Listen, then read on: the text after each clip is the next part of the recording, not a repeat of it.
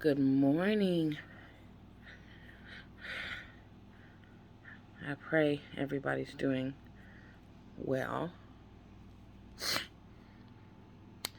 So, this is going to be a little different video. I don't really have any updates as far as me. I have a YouTube channel, but you can check those videos, to get an insight on what I'm dealing with. This is a video to encourage those people who have been hurt and have experienced a form of church hurt, or are battling depression, or dealing with the aftermath of life. My husband and I had a conversation this morning about the feeling of loneliness and dealing with that. He has shared with me, his struggle with dealing with life issues. Like, for instance, he had lost his son a few years ago. And with me being sick and watching me go through this and how it's been difficult. And I can imagine so. Now, I try to step outside of myself and how I feel and what I'm going through to make sure he's okay and our son is okay. My husband goes to the gym, and that is his form of therapy, and I continue to encourage that, because when I first went into hospital, he was like, I'm going to stop going to the gym so I can be at home with you. I'm like, no, you continue to do that, because that is a form of therapy for you. That is something that's going to help you. And I want to encourage that. I want to encourage you being able to have your own outlet. Excuse my hair, it is a mess. I'm getting it braided tomorrow. But hey, you got to do what you got to do with what you got. So, anyway, back to the story. And one of the things he expressed to me is the feeling of being alone, not having a strong support system, not within our unit, outside of our unit. Meaning,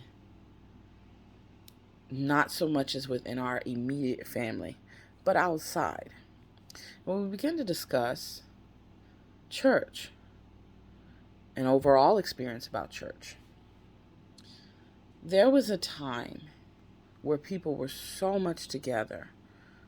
They helped each other. They prayed for each other. They encouraged each other. They knew what was going on with every person, basically. And the church was so much together. And yes, in that time, black people suffered greatly. But through that suffering, it taught them togetherness and how to help each other, pray for each other, keep each other lifted up. If one person didn't have it and another person did, they were sharing. If one family didn't have enough food but the other family, they took everything they had and divided it amongst each other.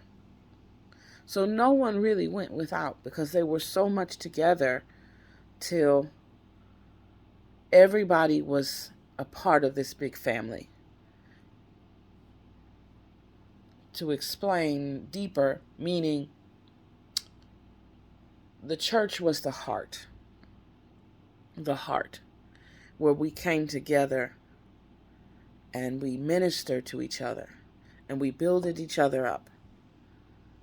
When one of us was going through, we all were going through. But together, we continued to encourage each other, checked on each other. That's what I'm talking about. Now, the accountability is terrible. We'll say, when I see you at church, and one thing I want to express to people, just because a person looks good on the outside does not mean they're not going through hell on the inside.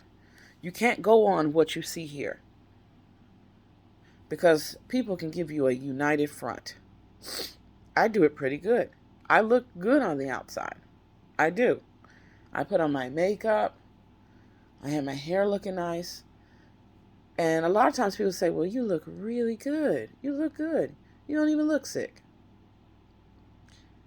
Yeah. And I'm grateful for that. I don't look like what I'm going through or what I've been through. But on the inside, something totally different. It's a constant struggle. My relationship with God is much stronger because of what I've gone through and what I'm going through. But it doesn't mean that I'm not having a hard time dealing with it at times. Having the use of my arms being challenged due to surgeries is a difficult thing to deal with. Coming home from the hospital and not being able to cook for my family, and we having to eat out a lot because I'm the one in my house who cooks. My husband is the one who works now. He has to provide everything for our family because I cannot help him. And every time I go for these surgeries, that's time away from me being able to cook for my family and do the simple activities with our son, washing, the whole 9 yards. It becomes a challenge.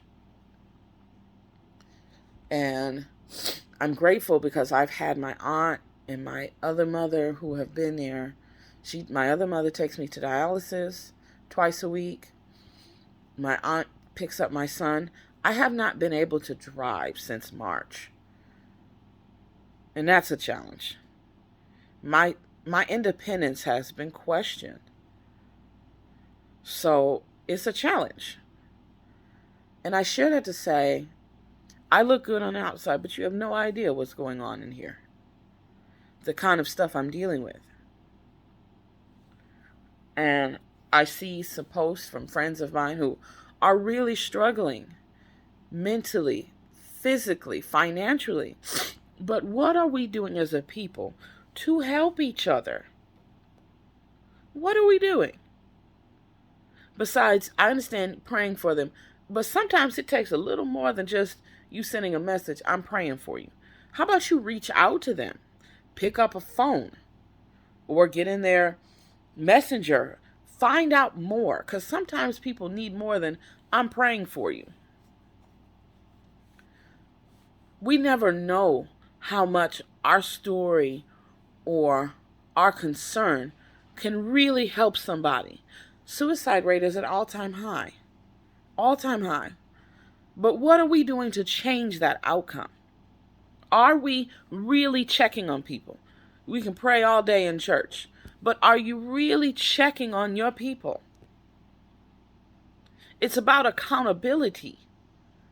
It's one thing to say that we the church care, but it's whole nother thing when you're actually putting action behind your words. And we wonder why people aren't coming. Could it be our responsibility to see what happened? Well, folks aren't coming to church. There's a reason for that. There's a reason why they stopped coming. What was the reason? Was it us? Did we do something? Did we say something? Did we not do something? It's time to be accountable for our actions, to change the narrative. Let's be who God wants us to be to his people. Stop hurting his people. If we are the church of Christ, then let be the church of Christ. God was a loving God. Christ was loving. He loved everybody. And stop being so damn judgmental. Yes, I said it. You see somebody out in the world, go hug on them, go love on them. Yeah, I know COVID. You can't be like literally hugging on people. But interact with people. Talk with people. Share your story. If you've been hurt by the church, share that with somebody. Say, well, look, I understand this happened, but why don't you come on with me? Let's see if we can change that. Let's take our spirit of God and let's see if we can change that. Make a difference in someone's life. Don't talk about it, be about it.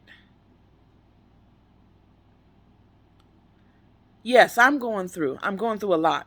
But you know what? I'm going to check on somebody along the way. I share my story because I know that my story can help somebody else. Somebody else is really struggling emotionally, physically. And I understand. I have spent many times in my life where it's been rough. I can tell you, after I lost my twins, I struggled with that. I couldn't understand why God let me live after my babies had gone. Why didn't I just go with them? And that was an unbearable pain. I remember one night when I thought my mother was asleep, I laid on the living room floor crying out to God. Crying out to God. But let me tell you, He heard me. But I didn't have anybody who could relate to me and tell me it was okay. And I needed that in my life. I went through that by myself, and I'm going to be honest. And God brought me through. So in that, I learned the biggest thing is to trust God, because man will leave you short. But in my experience, I am dedicated to sharing my story to help someone else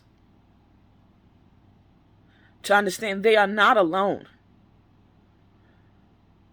I hear you. I understand. And I do. I do. And in this season of me going through what I'm going through now, if I can help somebody who's going through, and your story is similar to mine, I want to help you so we can help each other. But as far as us church folk, we got to do better. We got to do better. I hear so many stories about people feeling like the church don't care. And that's a bad thing. We want to get people back in church. Well, first it starts by us being accountable and going out and really helping people. Find out why they stopped going. And then apologize to them. And then make a change. Make a difference. Stop being so judgmental. Love on people. Love on people, because they really need it. This world is going to hell in a handbasket. But we got to do better. We got to do better. Make a difference. Make a difference. And I'm praying that in us making a difference, that more people will come back into the church. More people will stop dying from suicide. More people will stop feeling so alone. That's what I'm praying for. Because in truth, you are not alone. You are not alone. We are never alone, because God is with us. But if we don't share our stories and we don't tell people that, they don't feel that. I mean, we could lay hands on people all day long, but sometimes that's not what they need. They need a listening ear and a warm heart to give them love, so they understand we're in this together. Now, really, the choice is up to you, to all of us, to make the difference. Not just to speak on it, be about it. If we really, really, really